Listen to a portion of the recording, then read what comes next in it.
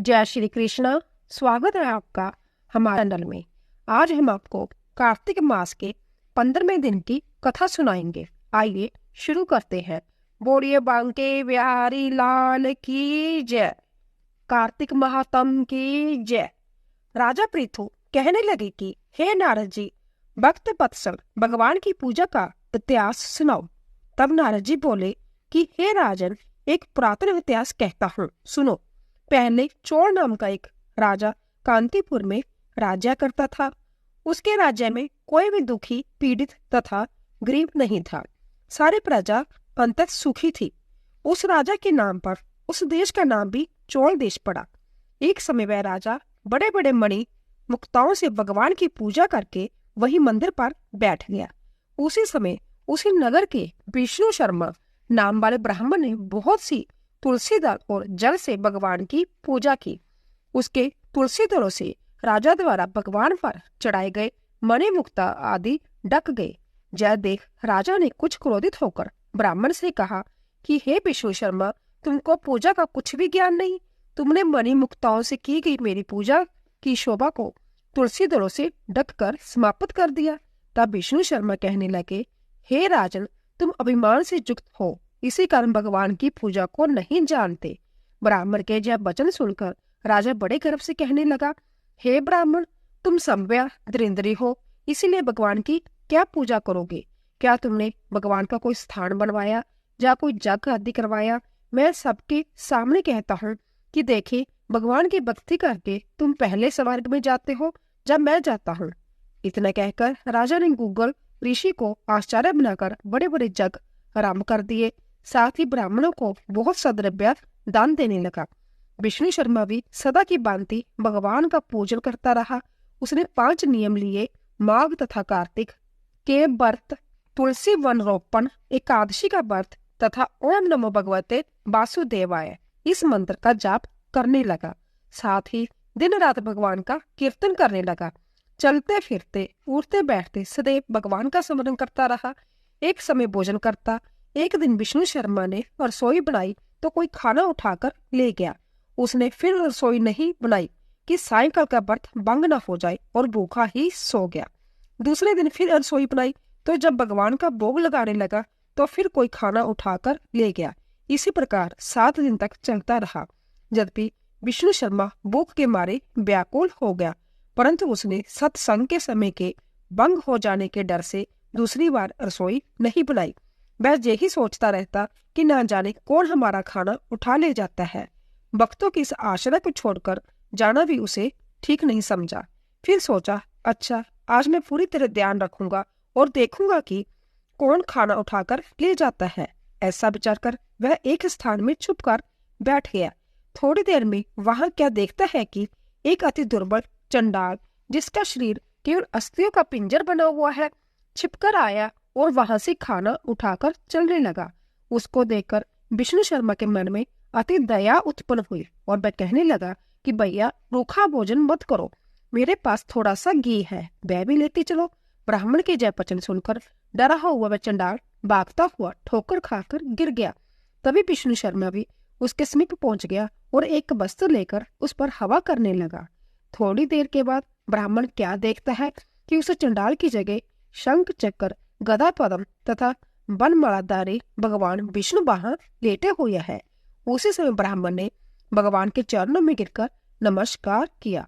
तभी इंद्रादि देवता भी वहां पर आ गए। ऋषि लोग वेद मंत्रों से उनका पूजन करने लगे।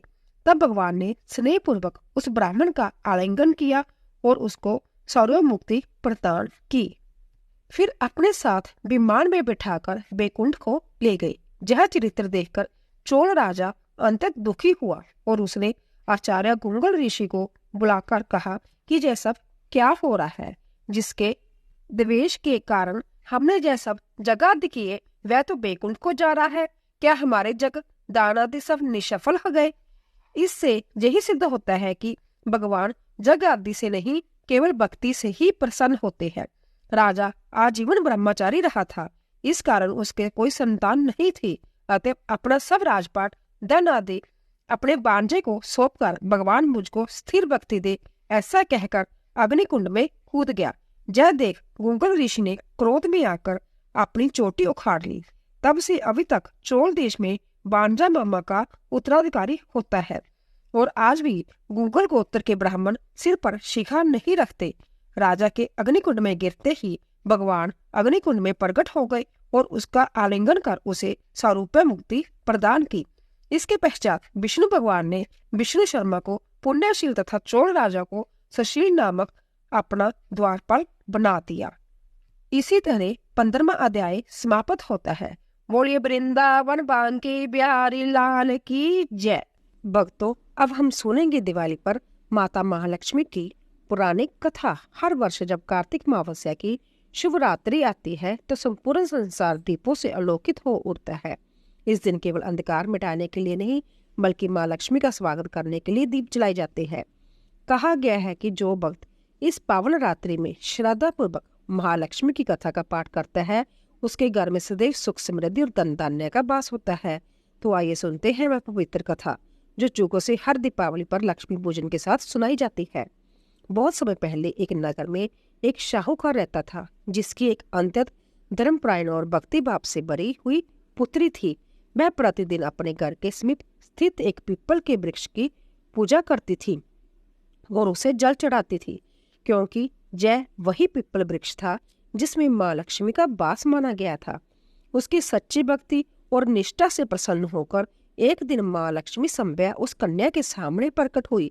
देवी बोली, पुत्री, मैं तुम्हारी भक्ति से अत्यंत प्रसन्न हूँ, इसीलिए मैं तुम्हें अपनी सखी बनाना चाहती हूँ। यह सुनकर साहूकार की बेटी ने विनम्रता से कहा, माता, मैं अपने माता पिता से पूछकर बताऊंगी कि मुझे आपसे मित्रता करनी चाहिए या नहीं। जब उसने अपने माता पिता को यह बात बताई तो वह अचंभित रह गए, लेकिन उन्होंने प्रसन्न होकर अपनी पुत्री को देवी लक्ष्मी से मित्रता करने की अनुमति दे दी। कुछ समय पश्चात लक्ष्मी जी ने अपनी सखी को अपने घर भोजन पर आमंत्रित किया। साहूकार की बेटी जब वहां पहुंची तो देवी लक्ष्मी ने उसका भव्य स्वागत किया। उन्होंने उसे सोने चांदी के बर्तनों में स्वादिष्ट भोजन परोसा और एक सुंदर रेशमी वस्त्र भेंट किया। बैठने के लिए सोने की चौकी दी और संभ्या अपने सखी के साथ प्रेम पूर्वक भोजन किया। भोजन समाप्त होने पर लक्ष्मी जी ने कहा, सखी, कुछ दिनों बाद मैं तुम्हारे घर आऊंगी। साहूकार की बेटी ने विनम्रता से कहा, माँ, अवश्य आइए, मैं आपकी सेवा में तत्पर रहूंगी। जब वह घर लौटी और अपने माता पिता को यह बात बताई तो उसके मन में चिंता उत्पन्न हुई। वह बोली, माता पिता, लक्ष्मी जी इतनी वैभवशाली है, उनके आने पर मैं उनकी सेवा कैसे कर पाऊंगी। यह सुनकर पिता मुस्कुराई और बोले, बेटी, सच्ची भक्ति और श्रद्धा से बढ़कर कोई वस्तु नहीं है। तुम घर को स्वच्छ रखना, लिपाई पुताई करना और जो भी अन्न घर में हो उसी से प्रेम पूर्वक भोजन बनाना। माँ लक्ष्मी का हृदय विनम्रता से जीता जा सकता है। तभी आश्चर्यजनक रूप से एक चील उड़ती हुई आई और साहूकार के आंगन में एक 9 लखा हार गिराकर चली गई। यह देखकर साहूकार की बेटी अत्यंत प्रसन्न हुई और उसने उस हार को बेचकर लक्ष्मी जी के स्वागत हेतु सोने की चौकी और रेशमी दुशाला खरीद लिया। फिर उसने पिता के बताए अनुसार घर को स्वच्छ किया, दीवारें चमकाई और चारों ओर दिव्य सुगंध बिखेर दी। जब माँ लक्ष्मी अपने वचन अनुसार वहां पहुंची तो साहूकार की बेटी ने उन्हें सोने की चौकी पर बैठने को कहा, किंतु माता मुस्कुराई और बोली, सखी, इस पर तो राजा रानी बैठते हैं, मैं तो केवल सरलता की प्रतीक हूँ। यह कहकर उन्होंने भूमि पर आसन बिछाकर संभ्या बैठ गई और साहूकार की बेटी द्वारा बनाया गया भोजन प्रेम पूर्वक ग्रहण किया। माता लक्ष्मी उसकी भक्ति, आदर और सादगी से अत्यंत प्रसन्न हुई। उन्होंने कहा, पुत्री, तुम्हारी निष्ठा और श्रद्धा ने मुझे प्रसन्न कर दिया। आज से तुम्हारे घर में कभी दरिद्रता नहीं आएगी, तुम्हारा कुल सदैव समृद्धि से भरा रहेगा। यह आशीर्वाद देकर माता वहां से अदृश्य हो गई। कहते हैं जो भी भक्त दीपावली की रात्रि में इस महालक्ष्मी कथा का पाठ करता है उसके घर में सदा धन, सौभाग्य और सुख शांति का वास होता है। इसीलिए प्रिय भक्तों, दीपावली की पूजा अधूरी न रहे। माँ लक्ष्मी जी की यह कथा अवश्य सुने और अंत तक श्रद्धा से पाठ करें, क्योंकि इस कथा का स्मरण मात्र से माँ लक्ष्मी संभ्या प्रसन्न होकर अपने भक्त के घर में निवास करती है। तो भक्तों, एक बार कार्तिक मास की अमावस्या की घोर अंधेरी रात थी जब सारा संसार निद्रा में लीन था। आकाश में चंद्रमा का नामो निशान नहीं था और पृथ्वी चारों ओर घने अंधकार में डूबी हुई थी।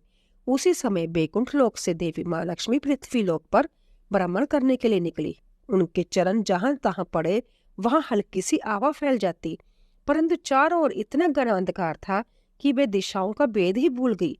देवी ने सोचा, अब इस रात्रि में मृत्यु लोक में ही विश्राम कर लूं, प्रातःकाल होते ही पुनः बैकुंठ लौट जाऊंगी। किंतु जब उन्होंने पृथ्वी पर दृष्टि डाली तो पाया कि हर घर के द्वार बंद है, दीप नहीं जले हैं, सब लोग गहरी नींद में सो रहे हैं और चारों ओर केवल अंधकार ही अंधकार है। तभी देवी की दृष्टि एक छोटे सी झोंपड़े पर पड़ी, जहां एक टिमटिमाता हुआ दीपक जल रहा था। उस दीपक की लौ में एक अद्भुत शांति थी, जैसे अंधकार के साम्राज्य में एकमात्र जीवन की किरण। देवी इस ज्योति की ओर बढ़ी। वहां उन्होंने देखा कि एक वृद्ध महिला चरखा काट रही थी। उसका चेहरा साधारण था, पर उसकी आंखों में आत्मविश्वास और श्रद्धा की चमक थी। देवी ने विनम्र स्वर से कहा, माता, मैं रात भर के लिए तुम्हारे जहां विश्राम करना चाहती हूँ। वृद्धा ने मुस्कुराकर कहा, देवी, यह तो मेरा सौभाग्य है, आइए विश्राम कीजिए। उसने अपने छोटे से झोंपड़े में देवी के लिए बिस्तर लगाया और फिर संभव अपने कार्य में लग गई। चरखा चलता रहा, रात बीतती रही और आखिरकार वृद्धा को नींद आ गई।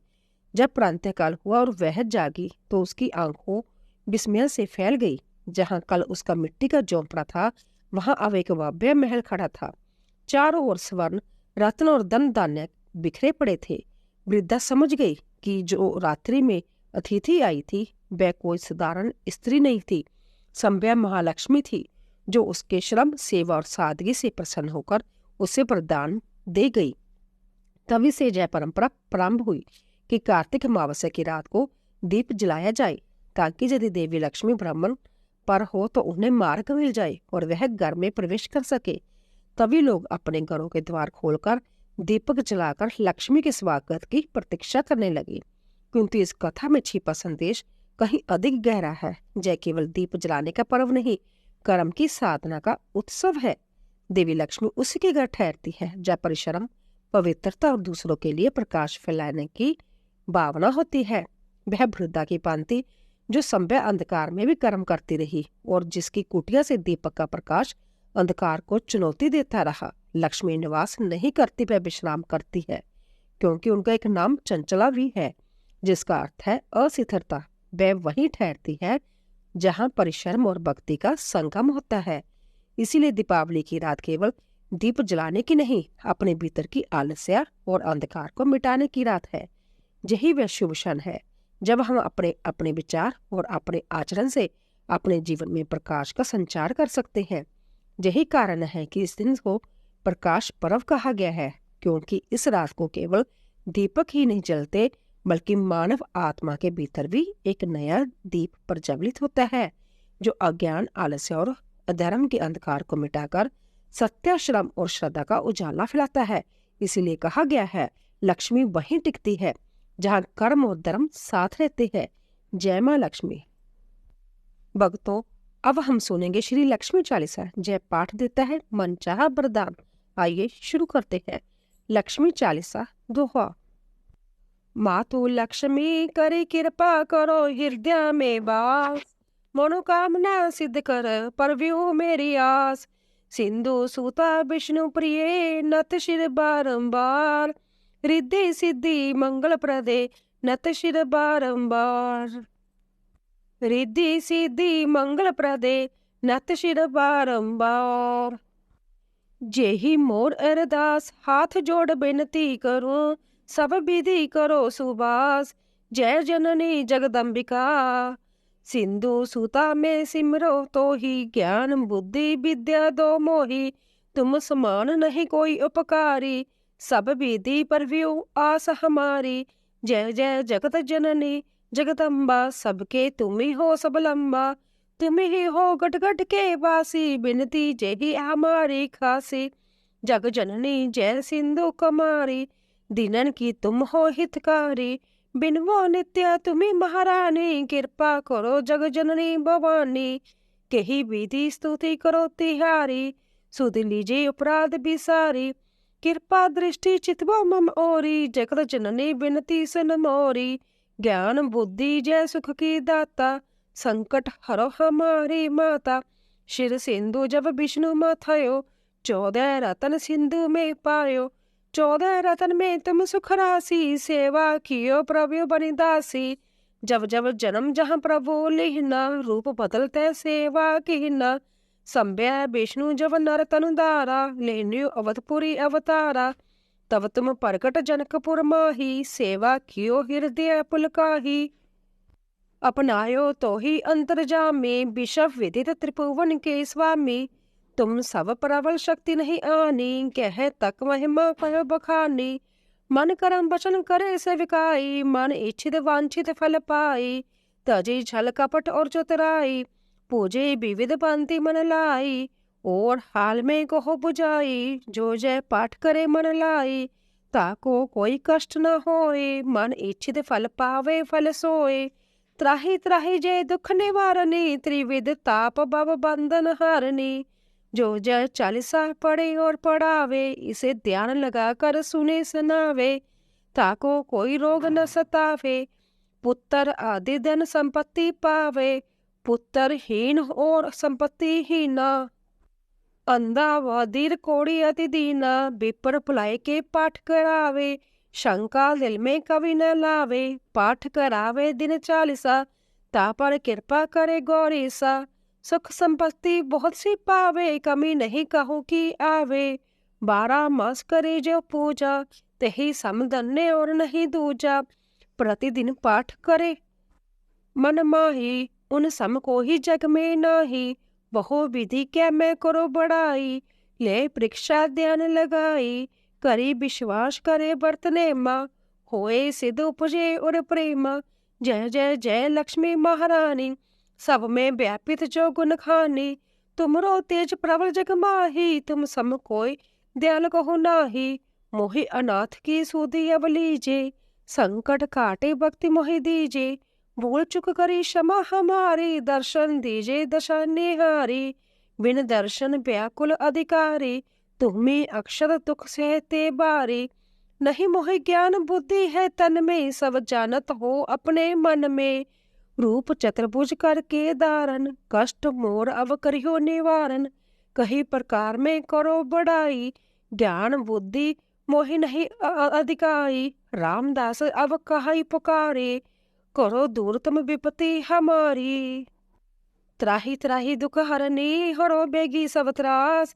जयति जयति जय लक्ष्मी करो शत्रुओं का नाश। रामदास धरे ध्यान नित बिने करत करे जोर। मातु लक्ष्मी दास पर करियो दया की कोर। इति लक्ष्मी चालीसा संपूर्ण। प्रेम से बोलिए जय श्री हरि विष्णु, जय लक्ष्मी माता, जय सियापति रामचंद्र भगवान की जय। ऐसे ही और कथाएं और आध्यात्मिक वीडियो के लिए चैनल को सब्सक्राइब कीजिए, लाइक कीजिए और ज़्यादा से ज़्यादा शेयर कीजिए दोस्तों। और जाने से पहले कमेंट बॉक्स में जय माँ लक्ष्मी अवश्य लिखिए। आप सभी का धन्यवाद।